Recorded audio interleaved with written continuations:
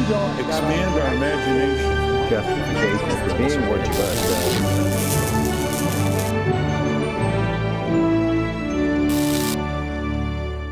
And welcome again to Washington Unplugged. I'm Bob Schieffer, and today we're going to hear from a man who argues that Washington is not broken, as many people say, at least on foreign policy. Also, spring means two things in Washington: cherry blossoms and baseball. Our in-house fans are going to join me to handicap the upcoming season, but first to foreign policy. From the Carnegie Endowment, Robert Kagan, member of the Reagan administration, has written a lot on foreign policy over the years, and you have I guess in this day and time, people would call it a provocative article. Yeah, imagine calling for bipartisanship. It's unheard of. Because you say, and I'm going to just read the first paragraph of the piece, it's a fascinating piece: unnoticed among the sniping in Washington over health care and the wailing about broken government, a broad and durable bipartisan consensus has begun falling into place in one unlikely area: foreign policy. Okay?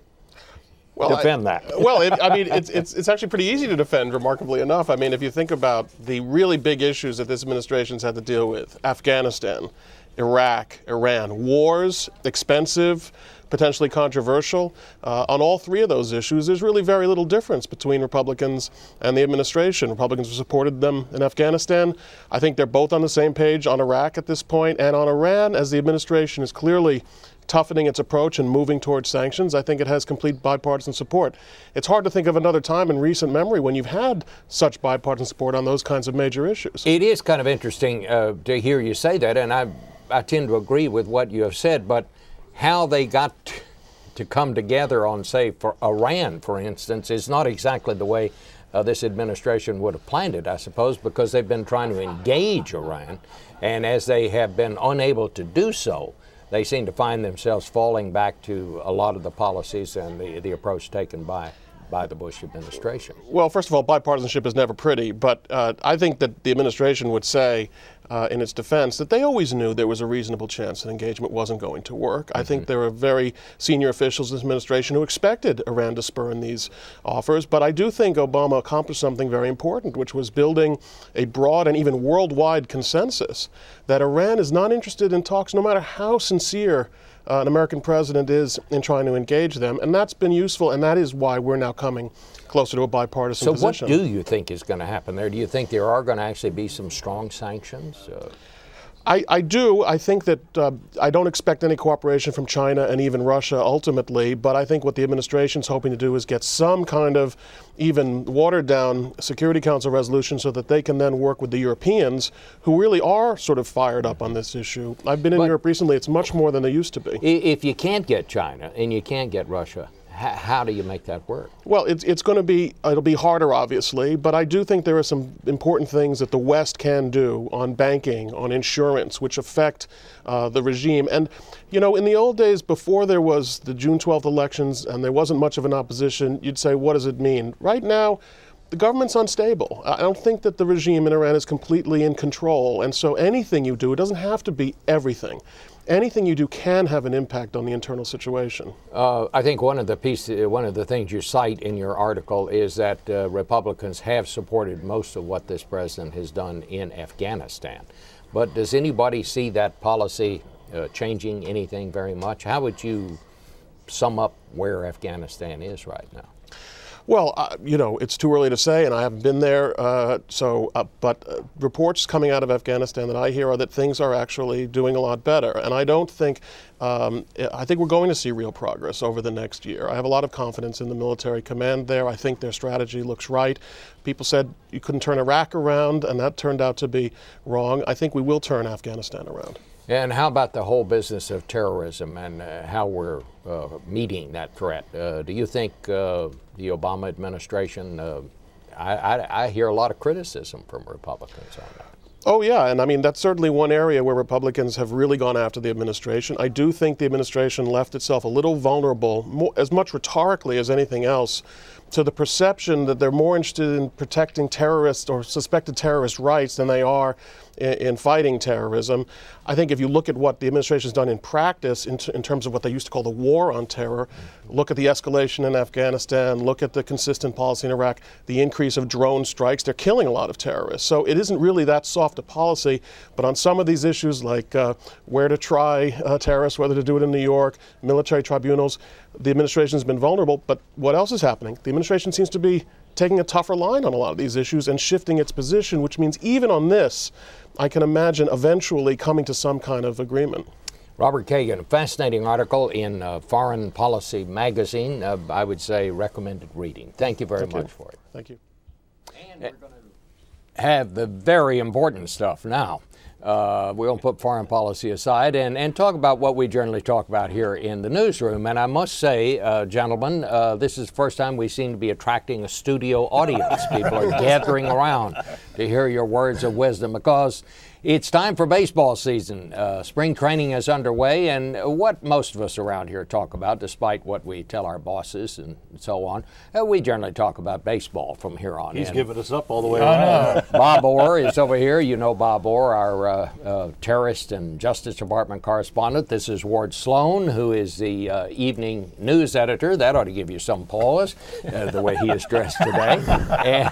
And over here, Rob Hendon, our man who covers the White House, the White House producer. Well, gentlemen, let's talk about it because we're all rotisserie baseball fans. We have our league here. Ward was in it for many years and finally got mad and walked away. Took his glove and went home. Right. But it's going to be a good season, I think. What do you think, Bob? I'm just so glad not to be talking about more snow and terrible things like terrorism. It's going to be a great season. And I'm still a little bit aggrieved about the way the last season ended. You know, that my Phillies went down to the Yankees, so I'm still suffering there. But I'm predicting this year the Pirates will break a 17-year spell, and they will approach 500. What do you think? And will that get them out of the cellar? Boy, I tell you what, I'll go out on a limb and say probably not. I'll tell you what, if the Pirates approach 500, the Orioles will be in the World Series. Okay? Wow, that's a throwdown. Because we only have a 13-year losing streak here, so. Rob Hendon, what do you think it's going to, what kind of season? Who do you see winding up in the World Series? I think the Phillies very well have a chance of repeating, even though I think the Cardinals will get to the NLCS this year. The pitching is going to be a great thing to watch with Roy Halladay in Philadelphia, and I think the Orioles have a young team. It should be fun to watch up in Baltimore, but I don't think the Yankees are going to get there. Really? Yeah. They think they are. Of course they don't. All their fans do, amazingly enough. I don't think the Yankees or the Red Sox are going to get there. I'm going to give you a surprise team in the American League. You don't? No. Here's a surprise team. Keep your eye on Seattle. This is a team that lost 100 games 2 years ago. I think they won 80 games last year. But this Seattle team has a pitching staff, and pitching wins championships. They've got Felix Hernandez. Now they have Cliff Lee. And back from the injured list, one of Ward's favorite players, Eric Bedard. That's just their top Yeah, three. well, if you're going to count on Eric Bedard, forget it. The guy can be as healthy as can be. He doesn't care about winning or losing. I'm telling you. When was the last team that went from last place to first place? Miami? Wow. The Marlins? Worst to first. I think Florida did Florida do that. Marlins. I think they did do Yes. that, worst to first. And it can happen. But, you know, the teams that are really good are really entrenched now. Rob mentioned the Phillies in the National League. That's a power pack team. And now they've added one of the best pitchers in baseball, Roy Halladay. So they're going to be tough to beat in the NL. And the Yankees, despite what Rob says, and I hate myself for saying this, but the Yankees are going to have a good team. They are, and the pitching staff is great. John Lester, Beckett, they picked up John Lackey, and then Dice K as their four-starter, who's going to have a pretty good year. And I think they definitely have a good team. I think the Mariners, I think you're going to see a lot of Tampa Bay again. It's a young team. You're talking about the Red Sox. I'm talking about the Red Sox. But the Yankees made a big Yankees, acquisition in the offseason, and Yankee fans should be happy about this. Curtis Granderson, Yeah. really good player from Detroit, is going to play maybe left field now or center field for the Yankees. He's a stud, and they picked up a good pitcher, too, in Javier Vasquez. Let's talk a little bit about this phenom that our hometown team, the Washington Nationals, have signed. Do you think we'll see him in Washington, or is he, Steven Strasburg, or is he going to spend most of this year in the minors? You're going to see him here, Bob, because he sells tickets. This kid, they say by all definition, may be the best prospect, not to jinx him, going back to Sandy Koufax, Bob Gibson days. He's the real deal. He's not going to start at the major league level. They want him to get a few games under his belt. but I think he'll be here by the All-Star game, and people will go see him. Pudge Rodriguez, who has been added, future Hall of Fame catcher to the Nationals, caught him in spring training and already they said, who's he like? And he said, Nolan Ryan. Yeah, and let's not forget that Pudge Rodriguez, when he was younger than Nolan Ryan's oldest son, was catching. That was his first year with the Texas Rangers. He was 20 years old, and he caught Nolan Ryan in some of the best of his last years. So, what about the Nats? Do they avoid losing 100 games? I don't know. What do you think, Rob? Jason Marquis is a good pickup. He should add some strength to that pitching staff, but I don't know. They've got a young kid in center field, and if Strasburg makes the team midway through the season and could win some games, we'll see. But it's a tough division. They have more legitimate Major League Baseball players, I think. I mean, last year there was a point where you couldn't really say it was a Major League team. They had Ryan Zimmerman at third base, and I guess Adam Dunn there at left field or first base. Yeah, legitimate player. It was pretty hard to say that anybody else was a legitimate Major League player in that lineup. I mean, they definitely spent some money. But they have. Yeah. They have made some good moves. Because I think they learned from attendance that if they didn't spend money, there was not going to be. Yeah, they had a whole lot of people dressed up like blue seats last year. There were a lot of empty spaces out in that ballpark. Let's talk about rotisserie baseball. We're all big rotisserie fans. Who's the best, going to be the best rotisserie buy this year? Any of you have I need this to file this away. But this is tough. If you want to bargain, you want to spend $1 on a player that may return some dividends. There's a kid in Detroit playing center field, replacing Curtis Granderson, named Austin Jackson. Write it down. He runs like the wind. He can hit. He can play. That's a pretty good bargain. Is he the best player? No, but he'll be a good player.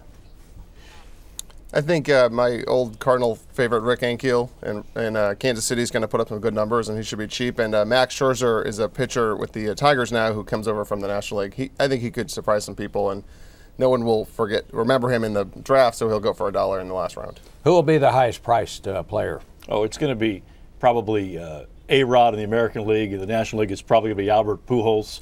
But I'll tell you something else. If you want to waste a lot of money on one pitcher, and that's a risky thing to do, this kid in San Francisco who they call the Freak, Tim Lincecum, he might be as good as there is out there. He's the best pitcher, I think. Mm-hmm. You don't play anymore. No, I don't, because I don't have the deep pockets you guys have. I can't afford all those trades in the middle of the season. But I tell you, for my money, I'd pick up Miguel Tejada because he's a one-year deal, and I bet he'll go for cheap and he'll get you a lot of runs. What do you think? What's your strategy going to be this year, Rob? Are you going to go for pitchers? Are you going to go for hitters? Are you going to try to balance it? I'm going to go for a lot of young players that no one's heard of, and hopefully they'll surprise us like they did last year. But I think there's got to be a good balance. There's some good closers, some really good starters out there, and try not to spend too much money on pitchers that other people make me buy.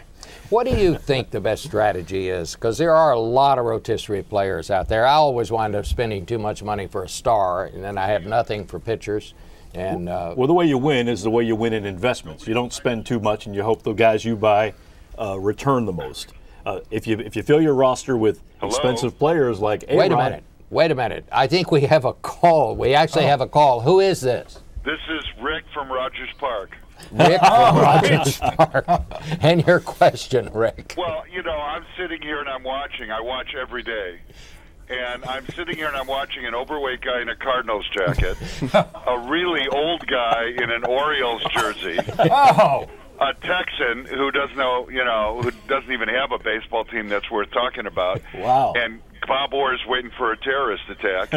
And so I'm just wondering, do you think this is the year that you can take me out of my misery and the Cubs will break their 100-year drought? No. Oh, I don't like that answer. Rick, I'm sorry, I don't see it. The Cubs picked up Marlon Byrd from your Texas Rangers. Yep. And he will help. And they got a good pitching staff with Carlos Zambrano at the top. But, boy, there are a lot of holes there. You know my answer. I can't let Rick get out of his misery. I think we should let folks out there know. I detected, I have an ear for these things, and I think I know who this Rick is. I think it may be Rick Kaplan, who is the executive producer of the CBS Evening News. Oh, he my says, God. Who? And a baseball fan to boot. Yeah. Long-suffering Cubs No, fan. I'm not a baseball fan. I'm a Cub fan. Cubs Cub fan. fans are not Cubs baseball fan, yeah. fans. Are you even Rick Kaplan? That is who you. We don't, of course, but we don't you know, we don't even know why people play baseball in the autumn. I mean, the baseball season's over about mid-August. Not on the south side. All right. Well, Rick, it is certainly. All right, well, I'm going to leave you to your important issues and just say today looks like a good day to play too. All right. Well, we Bernie thank you for being with us, Rick. You're It was very a pleasure. welcome.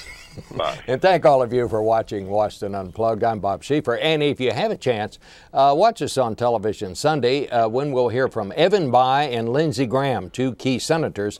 We're going to talk about, among other things, is Washington broken? We'll see you then. Have a great weekend. If we don't expand our imagination, Justification for being what you are.